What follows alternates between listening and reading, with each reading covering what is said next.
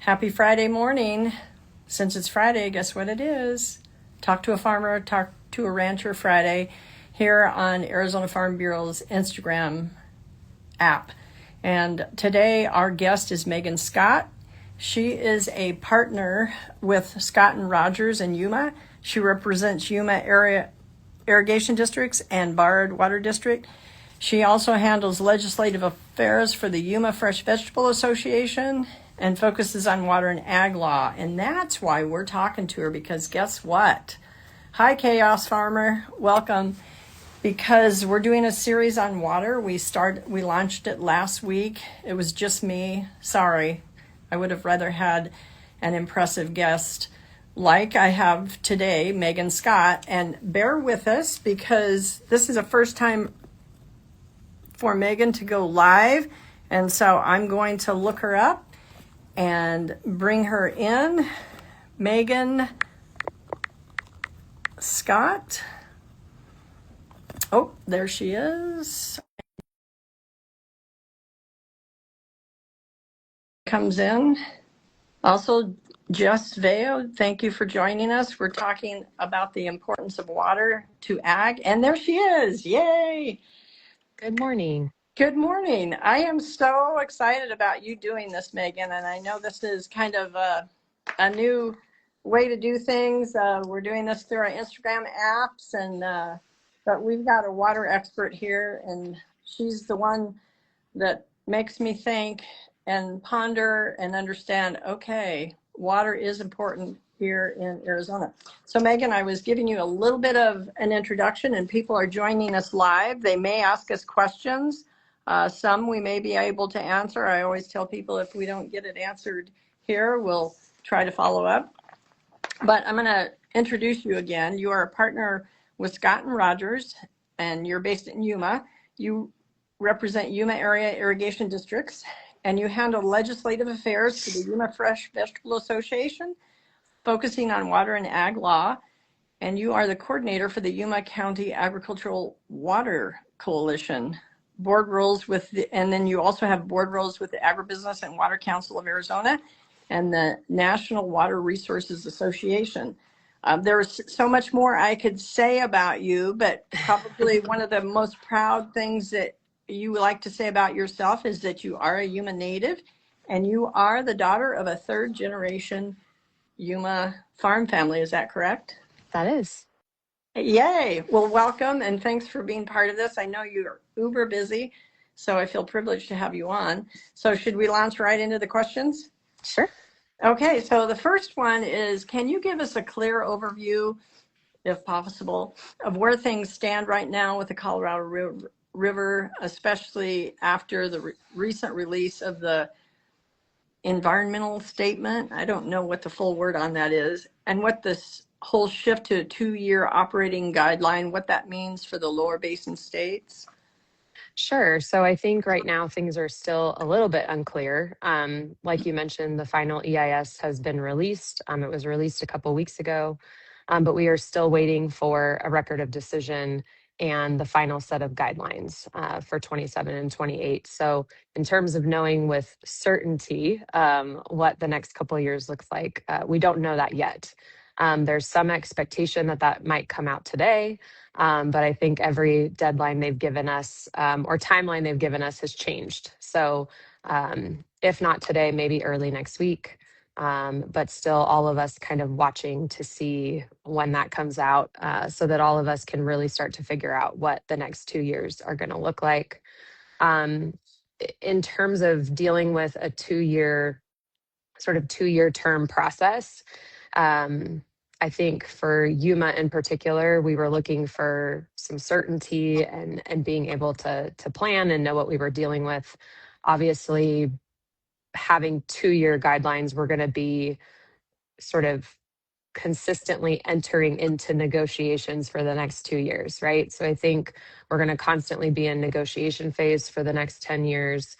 Not as much certainty as we would like, right? Or certainty on shorter timelines.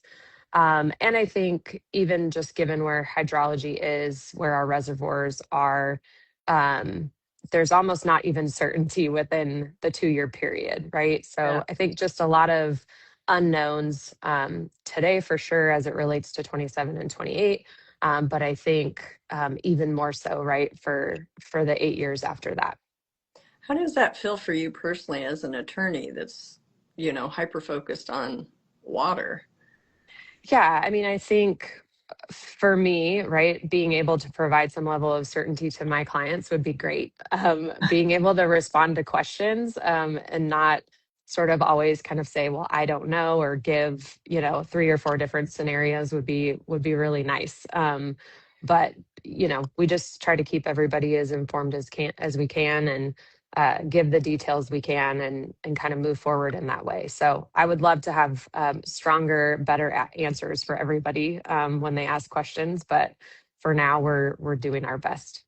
Blake Tawney joined us, and so did Joel Carr, my colleague here at Arizona Farm Bureau, on our Talk to a Farmer, Talk to a Rancher Friday. And I truly can say with you, Meghan, that I'm talking to a farmer because you're third generation.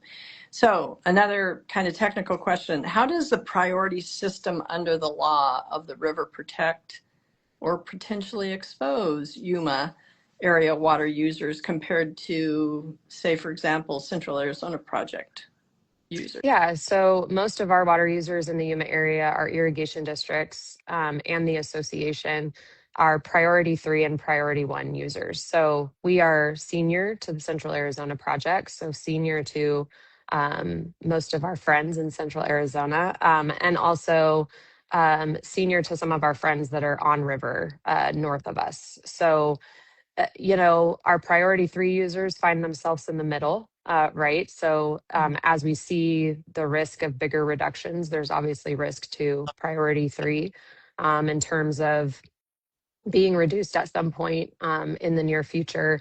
And even, depending on how significant the cuts, potentially cuts to our priority 1 users in the Yuma area as well. So I think, priority only protects you to the extent that there's water to be delivered, Right. right? And I think we obviously are entering a time where the water supply is a lot less certain. So I think we've benefited and enjoyed having that senior priority for some time. We've been protected.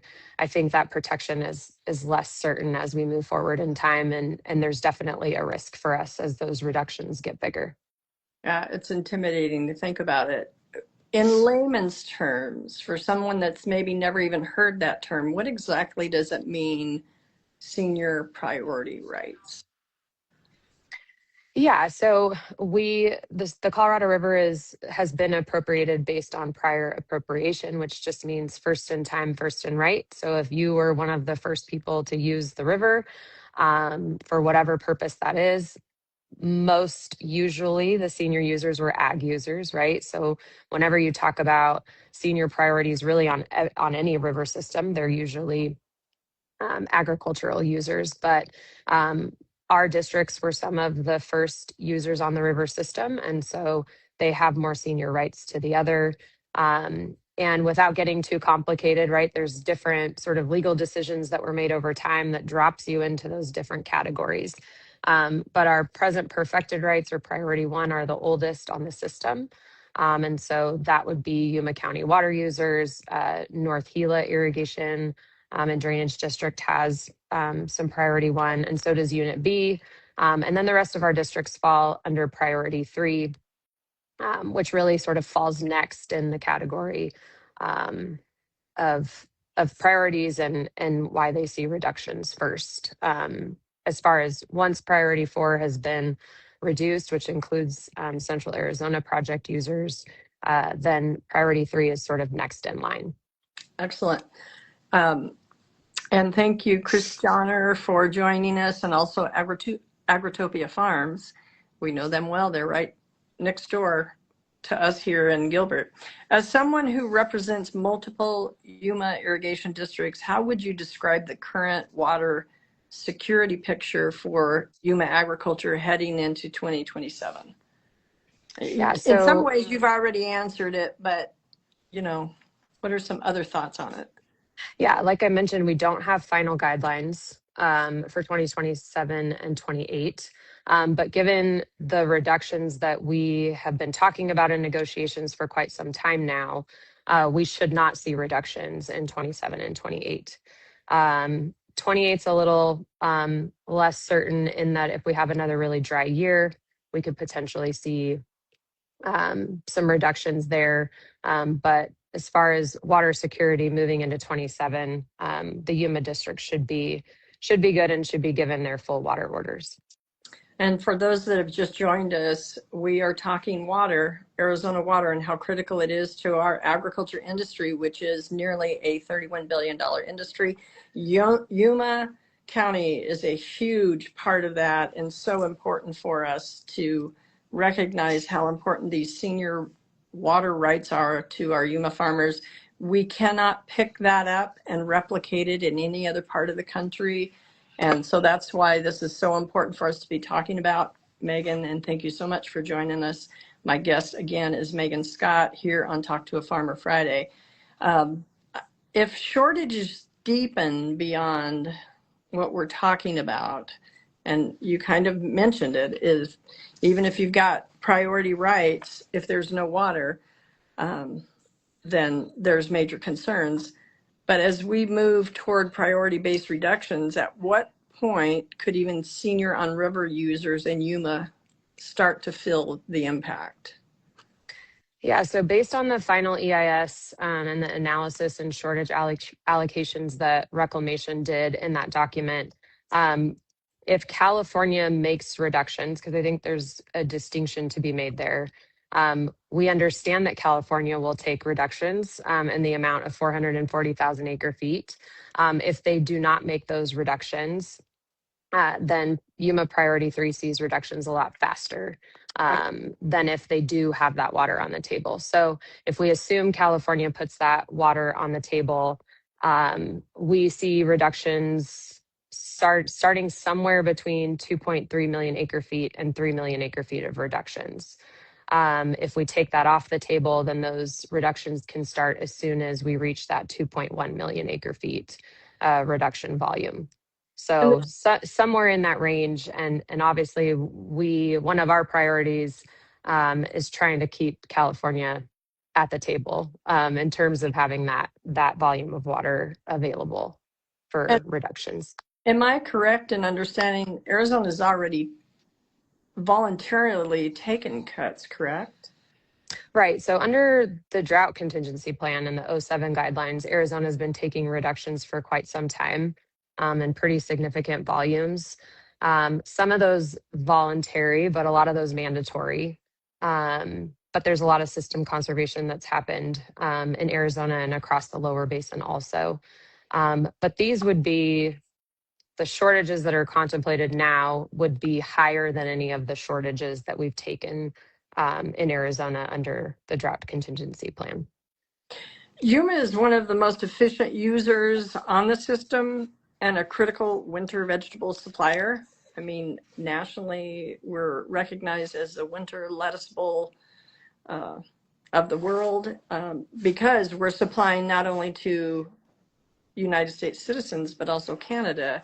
How could deeper cuts or the need for more voluntary conservation affect production, jobs, and the local economy in Yuma especially? We're hyper-focused on Yuma today, everyone that's joined us.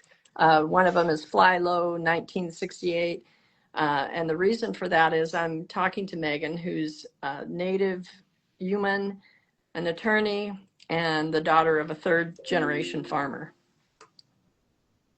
Yeah, so I think in terms of impacts to Yuma and also to our fresh produce production in the winter, because we have become so efficient, we really don't have any space to make reductions by becoming more efficient. So anytime Yuma is going to see reductions in the future, it really equates to a loss of production as well. So you will see production go down. I think how impactful that is depends on the level of reductions. And so production will match, right, whatever volume of water is available. And then sort of in the opposite, right, as we see reductions, production will go down. Yuma's economy is really primarily driven by agriculture. So as we start to see those impacts, you'll definitely see impacts to the economy. And depending on how bad they get, it can be hard for the industry to recover, just given how all of their infrastructure and systems are connected. Once those pieces start to kind of fall apart, it'll be hard to rebuild it. So that's definitely one of our biggest concerns, is that those reductions get so high that we're kind of unable to manage the impacts to our economy. And we have to remember that Americans are actually eating more fruits and vegetables. So for us to lose that water that's needed in order for us to grow at the robust level that we're growing in Yuma, I think the last time, it's from the USDA Census of Agriculture, which is 2022, and granted that's a moment in time that some of these figures are being captured, but even in just cash receipts alone, just in the winter time, not counting any of the other crops that we grow. A lot of our Yuma farmers are multi-cropping as many as 3 or 4 crops in an entire year, but just in the vegetables, it's easily a $2 billion cash receipts output. And part of this, as Americans, we still could eat way more vegetables than we do, but Americans and Canadians are eating their vegetables, and this is a very critical issue. And I'm so glad that someone like Meghan Scott here, my guest from Yuma, is talking about this. So there have been discussions of voluntary water sharing or conservation deals involving the Yuma districts, and like we just said earlier, you guys have already voluntarily cut, and some of those have been mandatory cuts. But to help, and that's to help ease the pressure on Central Arizona, what are the practical and legal hurdles, return flows, shared entitlements, credit mechanisms, any of that, that makes these deals more complicated in Yuma than elsewhere? Yeah, so Yuma being located on the river, we have complicated return flow calculations. So our entitlements are based on consumptive use. Consumptive use is, I'm going to get super technical, but diversions less return flows. And so a lot of our districts have measured return flows, unmeasured return flows. And so really, when you take all of those numbers together, it can be hard to quantify what water savings might be in a system conservation program or something like that. And it also sort of impacts the benefit that might be received as a result of that. So if you compare a fallowing program in the Yuma area to a fallowing program in Central Arizona, or even in other areas of the basin, um, they reduce their diversion, they get compensated for that full amount of the reduction of their diversion. In Yuma, we may reduce, and this is just rough math, not exact math, because it's, again, complicated, but let's say we reduce our diversions by 5 acre feet, we might get credit for 2 acre feet, right? So we're receiving the benefit for much less than the water that's actually being left in the system. So that's one complicated piece of it. We also have a couple districts that have shared entitlements. So the 3 of those districts sort of have to work together. And when one of them doesn't use all of their water, it's available to another. And so there's some sensitivities there about whether there should be participation or not. And how that all works when you start to see reductions, and those other districts may be relying on some of that unused entitlement um, to buffer the reductions that they receive. So just lots of different things that make it a little bit more complicated. It doesn't mean we can't figure it out, but it does make it more complex than other transactions. And the reality of it, you've been working on this, you've been looking at these options, opportunities, challenges. This isn't something that fly by night. The Yuma industry in agriculture has been looking at this for quite some time. Yeah, we have. And we continually have conversations with other water users in Arizona. We have conversations with reclamation about these issues. So it is sort of a constant ongoing conversation. And I would say, those things haven't been quite figured out yet. But I think if anything, we have the benefit of, I guess, a little pressure, right, on everybody to try to get those things figured out in the near future. Molly S. Biz just joined us. Thank you for joining us. The final EIS points to operating guidelines for 2027 through 2028 that largely track the lower basin proposals. Arizona, California, Nevada, and some of these core reductions. What should Yuma farmers know about how those numbers are expected to be implemented and any remaining uncertainties? I guess maybe a more simple question is, what are you telling the Yuma farmers, certainly the irrigation districts? Yeah, I mean, we shouldn't see impacts, at least for 2027. If the reductions increase in 28, it's kind of hard to tell, one, what those reductions might be, because they'll largely be based off what kind of winter we have. But if we are able to have a wet winter, which, would be great, then it would be great for lots of reasons. One of them, in that it kind of keeps Yuma protected through 2028. But also just the system needs a pretty good injection of water. So I think if those reductions are managed in a way where they stay, as you were describing where they're at, we shouldn't see reductions at all. But Okay, good. if they are increased, then we may see a reduction in some unknown amount, which is not great when people are trying to plan ahead. But that's the best answer I can give them right now. Well, I personally pray about this daily, and I'm thinking we need to light a candle, go to the reservoirs that the Colorado River has normally filled up, and really beseech those powers that are higher than us to get some things happening. Hopefully this winter we have a good snowpack. How will the 2-year adaptive approach work in practice? When do we expect the formal guidelines and annual operating plans, and what triggers could lead to additional cuts or adjustments within those 2 years? Again, we've kind of talked about this a little bit, but let's just pretend that that 2-year operating plan releases either today or the first part of next week. And I'm almost asking you to look at a crystal ball, Meghan. And again, for those that are listening, Meghan Scott from Yuma, an attorney specializing in water, and on top of all of these very important critical water issues that we're talking about. Yeah, so I think in some ways, a lot of the ways that the river has operated and what water users have relied on in terms of reporting and annual operating plans and accounting and all of those things should stay the same. So the operating year is still starts October 1. The Mhm. water year starts calendar year January 1.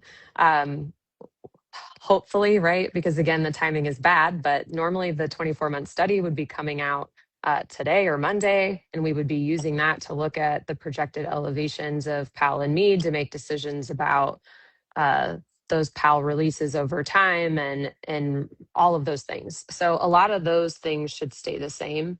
Um, how reductions get calculated other than those sort of base level reductions that are being proposed by the lower basin, that's a little less clear. There's supposed to be sort of a consultation process that arises if we need more than the 1.5 million acre feet. So how that will get figured out and what time of year is a little less clear. Some of that will happen after the August 24-month study, but some need to be adjusted mid-year. And a lot of those triggers are based off of elevations at Powell and Mead, and Reclamation really trying to protect their infrastructure. And so that's where a lot of those triggers are based off of. But from a kind of practical standpoint, all of those things that we look at when we're trying to figure out how the river is doing, and what all of us can expect in terms of when we turn in water orders and when those get approved, all of that is really staying the same. And I know when the EIS report came out, Arizona, several stakeholders submitted to the Bureau of Reclamation some of our concerns. And I know you were front and center with that as well. Hopefully they are looking and seeing the impact. And perhaps that's maybe one of the reasons why the 2-year plan is, as of right now, hasn't been released. Who knows? Maybe it will be during this water interview that I'm having with you, Meghan. But I think because our voices are being heard and people like you are helping, do you think that that is maybe one of the reasons why the 2-year plan hasn't released yet?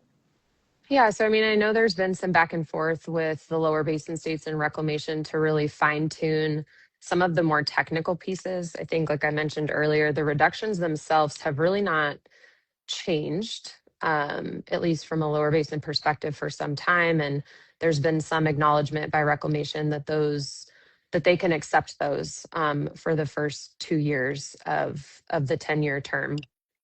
Um, but in terms of the releases from PAL to Mead and how upper initial units get used, and some of those more technical pieces are the things that the lower basin states and reclamation were still trying to figure out.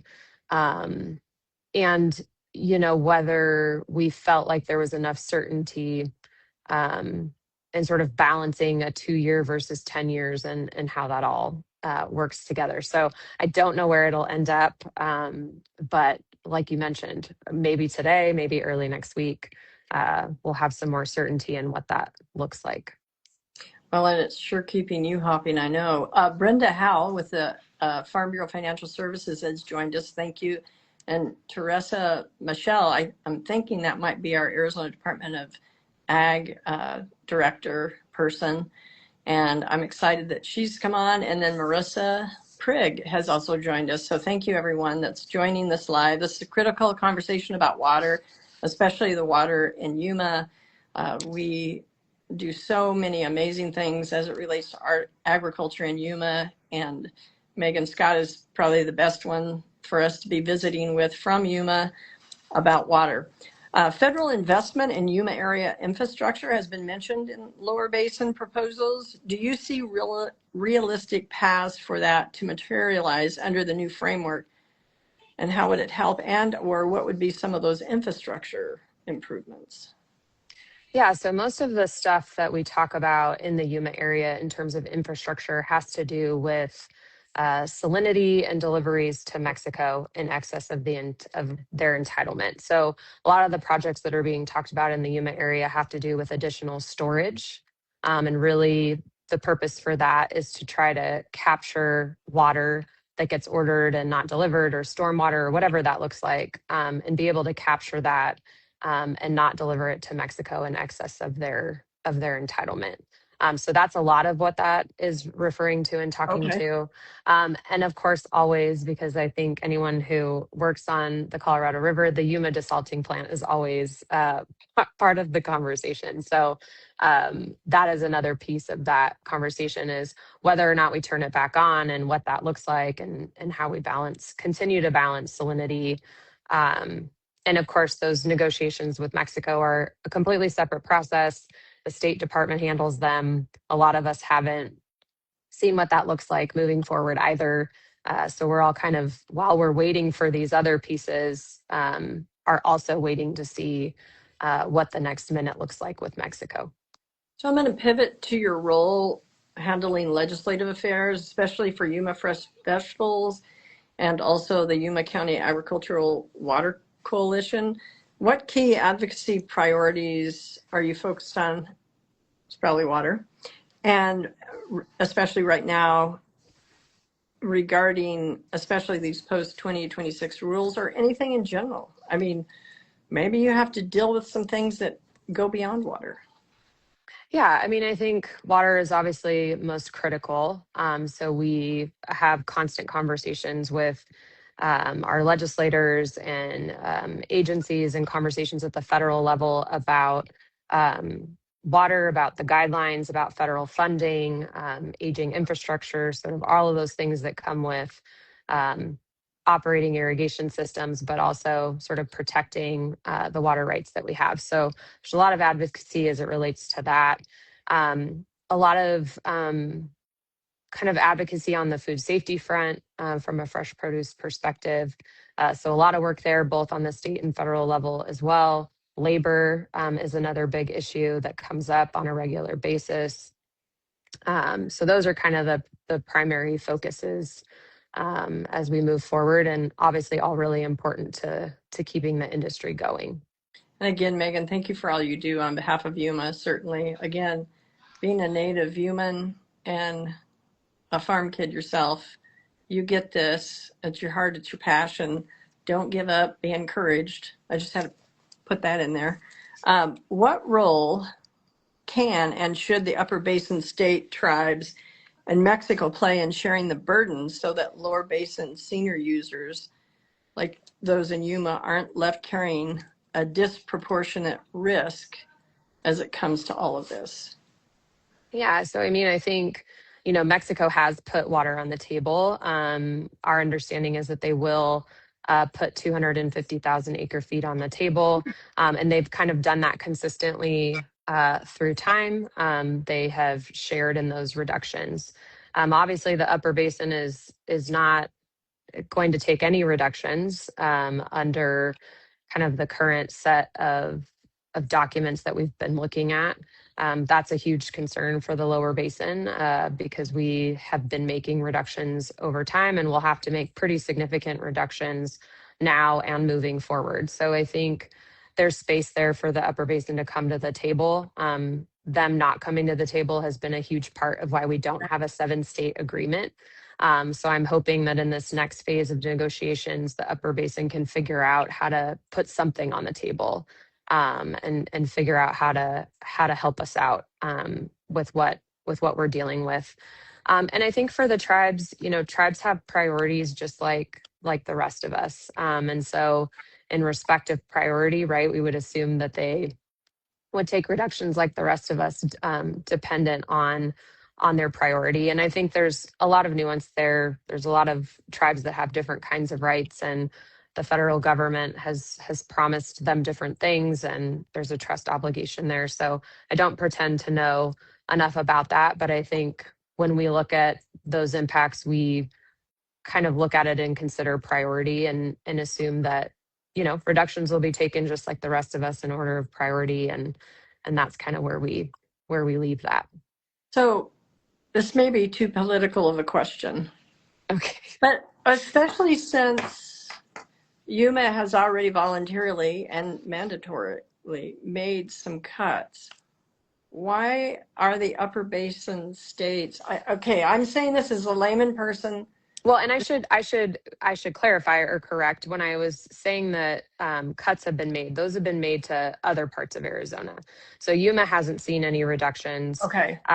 Mandatory or otherwise. We have participated in system conservation. Okay. So there's been some voluntary contributions from the standpoint of voluntary contributions.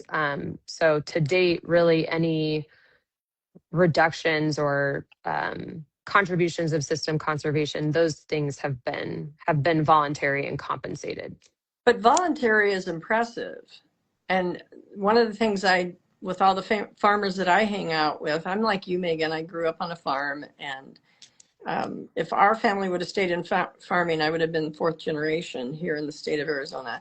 So, we get this, but why is it too political of a question to ask me that the upper basin, upper basin states don't seem to want to be participating in any way, shape, or form in cutbacks?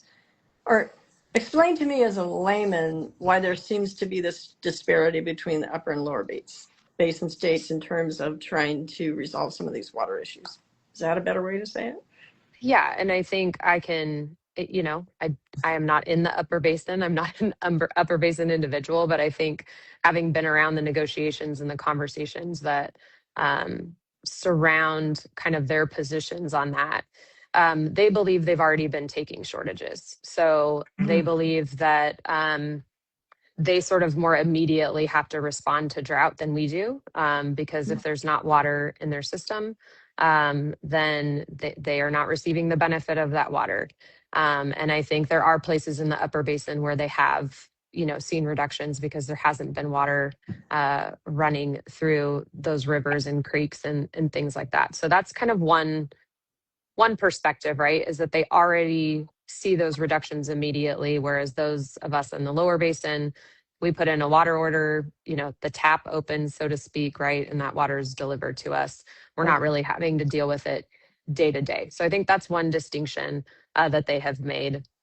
The other is that they feel some of those programs don't work because they have a million different water users.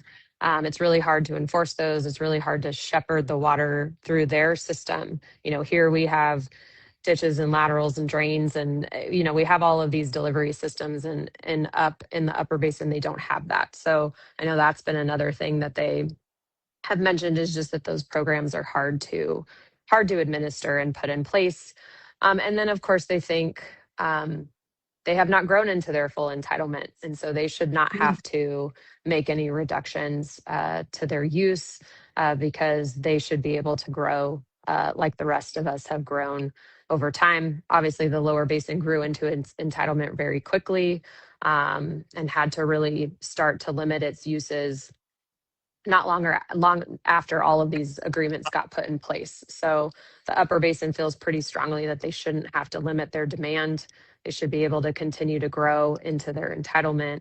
And obviously the lower basin disagrees with that, but I would say those are kind of the things that I've heard from the upper basin, in terms of not either not willing, not being able to put reductions on the table. Welcome, Schroeder Mama, to the conversation.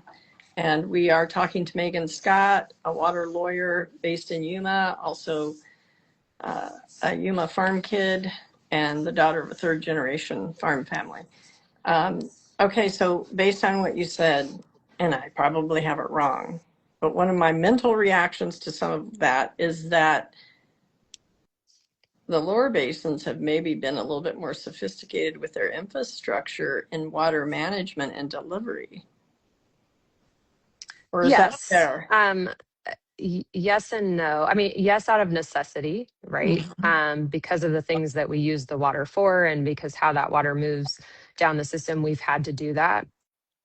In the upper basin, I think it's just a different way of farming, even, and how they're ranching and how they're farming. They're diverting direct off of a river, where a lot of us are. We have irrigation districts that are diverting and sending it through an irrigation system.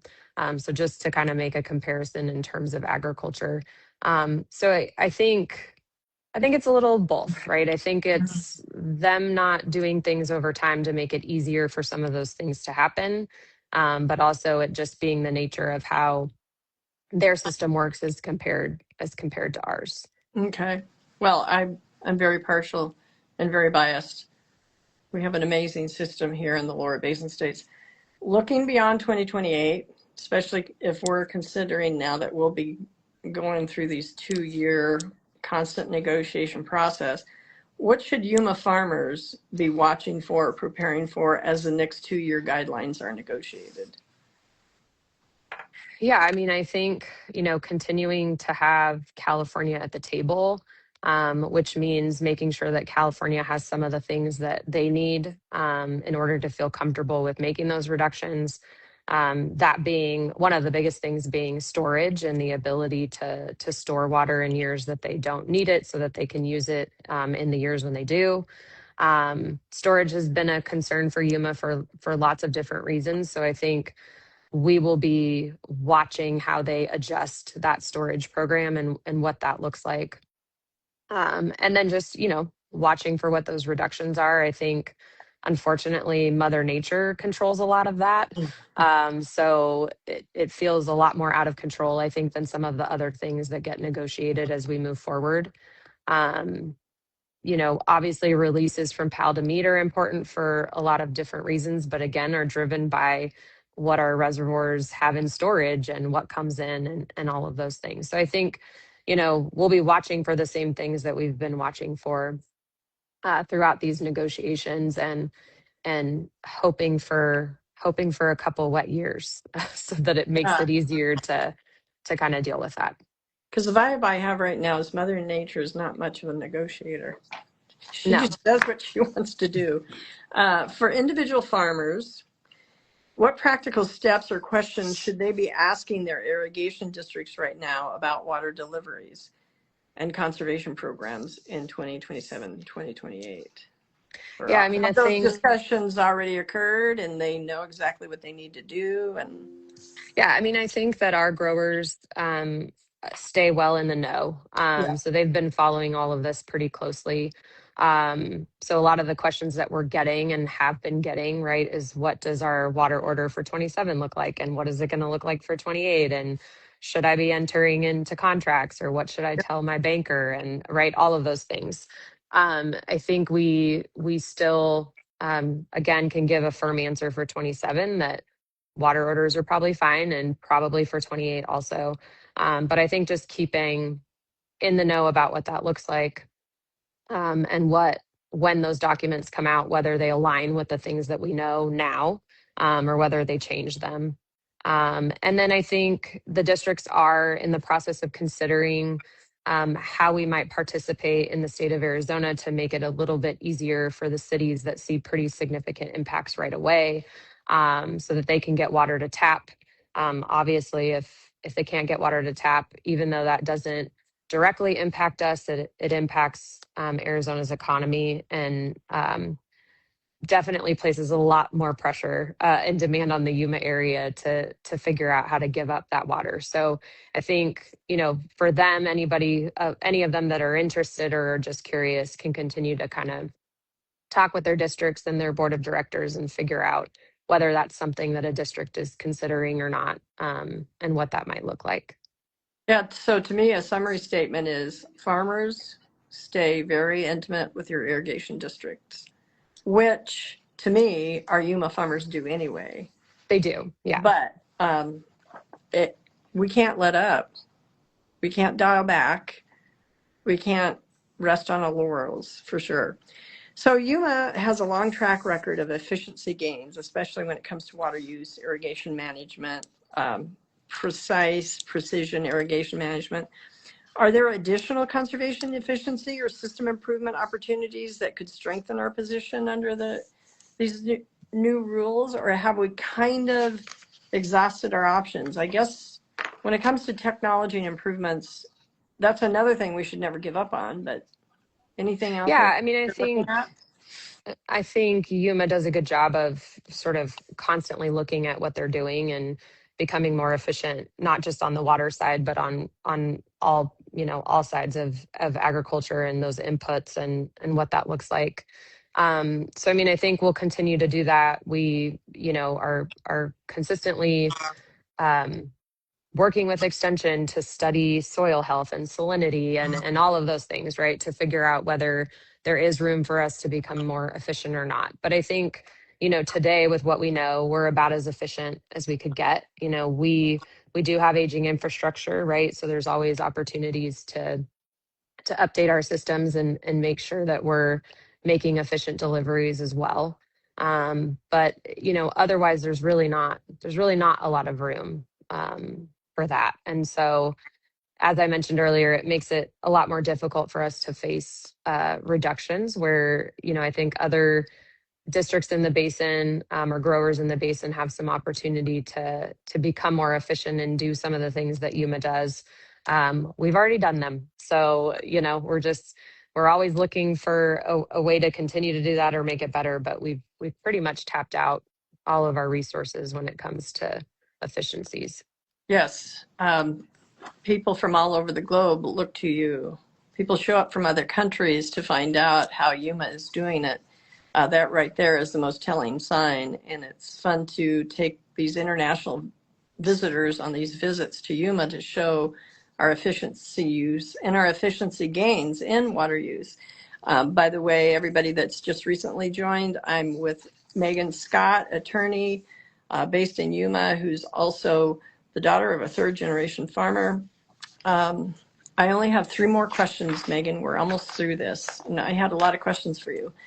As both a water attorney and someone with deep roots in Yuma farming, what's your message to local producers about resilience and the path forward? And I know that you have a big heart on this, and you grew up with a lot of these Yuma farm families. So what's your words of Yeah, I advice? mean, I think I feel like I don't have to tell them much. I mean, I Yeah. keep them in the know on what's going on, but they are resilient, always, right? They solve every problem that comes up. I think uniquely they also work really well together. Even though they're competitors, when you really think about it, they work together to help solve all of these problems and figure out better ways to do things. So I think, you know, I'm concerned from the perspective that as we see bigger reductions, there's clearly an impact to production and to our economy. But I think we tend to figure it out, and so I think the message, I guess, is to just keep doing what we're doing and be prepared to make those adjustments, just like they do with everything else, and it'll work itself out. Um, I'm but encouraged by and those pray words. and pray for water, right? Yes, and pray So. for water. I'm encouraged by those words. I don't know if I mentioned it, but Daisy Bolt's, John Bolt's youngest child, and also this year's vice president, one of the vice presidents for the state FFA, has joined us, and so has Jenna Kirkland has joined us. So you've had quite a few visitors to this live conversation, Megan. Yeah. Uh, you're a third generation Yuma farm family member yourself. How does that personal connection shape the way you approach these water negotiations and represent your local districts? Yeah, I mean, I think it's good to have the kind of practical knowledge of what our growers do every day, having grown up around it and been able to see what they've done and see how they've changed things over time. But I think, for me, it's important to just go out and do a good job, right? And protect the water rights to the best of my ability. I tell people I can't grow plants, so I didn't take over didn't take over the family farm. I kill most plants that I try to grow, but I think, You sound like um, me. yeah, but I can be involved and help in other ways, right? So this is kind of my way of giving back to my community, and I'm lucky I'm able to make a career out of it. But it's important to me. I grew up with all of these people. Now their kids are farming, right? They're kids that I went to school with that are my friends.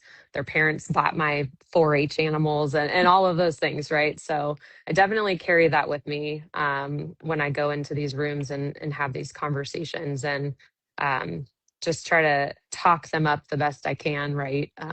So it's definitely a big part of how I do my job.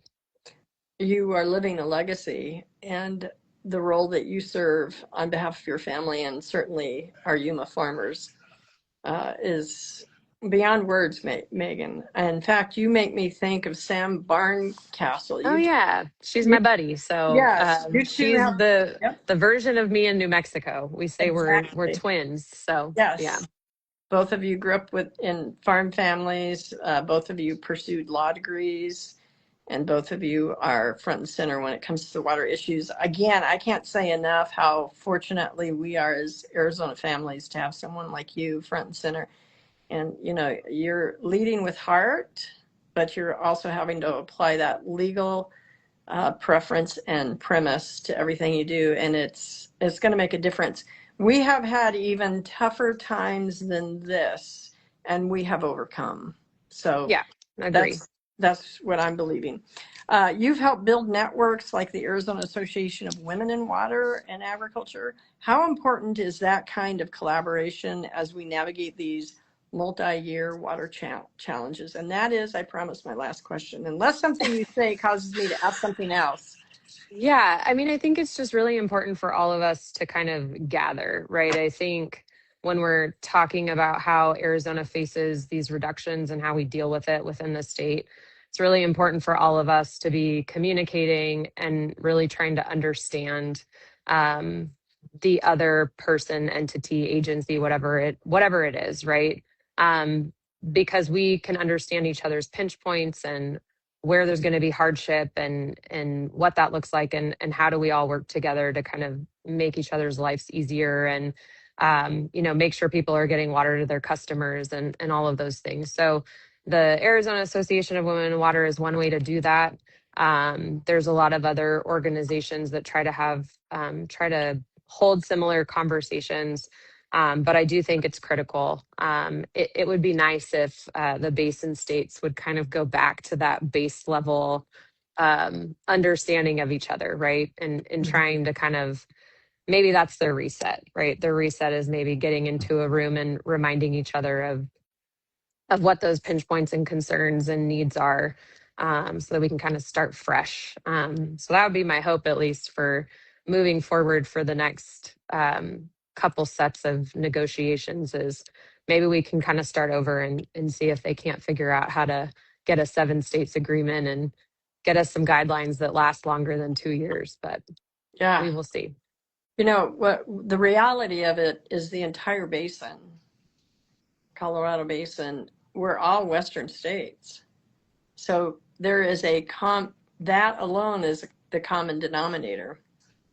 And I think when we find out how we're so much alike versus how we might be different in other aspects of it, that we have to land on that common ground, because still, thanks to irrigation and the efficiencies that Yuma reflects daily, we can produce more per acre in the West than nearly all other states in the United States. And when you think about it that way, in terms of the food production and the food chain, we have to have managed irrigated agriculture in our Western states. And that alone, to me, is the most important and common ground. Meghan, I cannot thank you enough. We are absolutely going to have to do this again. And just as an FYI, I'm going to send you some dates, because I would really love to have you on the Fill Your Plate Now podcast. We talk about agriculture and nutrition. So my co-host, Tammy Baker from the Arizona Milk Producers, we classify it as farm ranch and I can't think of it, farm gate, 2 plate. I finally got it out, but it's both farm and ranch gates. And she brings in the nutritionists and a lot of our dairy farmers, and then I bring in the rest of us. And I've had Sam Barncastle on twice now, and we've talked water and some other issues, and she can give us that kind of perspective of all of the Western states. And then, but I'd love to bring you on to have that hyper focus on Yuma, to remind everybody how amazing Yuma County is when it comes to agriculture, and especially our fruits and vegetables in winter. And the farmers are gearing up for that. We've got a season that's going to be seriously producing a lot of winter vegetables in Yuma. So thank you again. Let Yeah, me know thank if you so there's, much. Thanks for having yes, me. and let me know if there's anything I can do on my end to make life better. I think you just joining us and sharing your heart and your words and your wisdom is going to be a big help for all of us trying to understand the water issue. And for those of you that joined us live, thank you very much. And watch us again next Friday, where our topic continues to be water and ag water here in the state of Arizona. Take Thank care. you. All right. Bye-bye. Bye.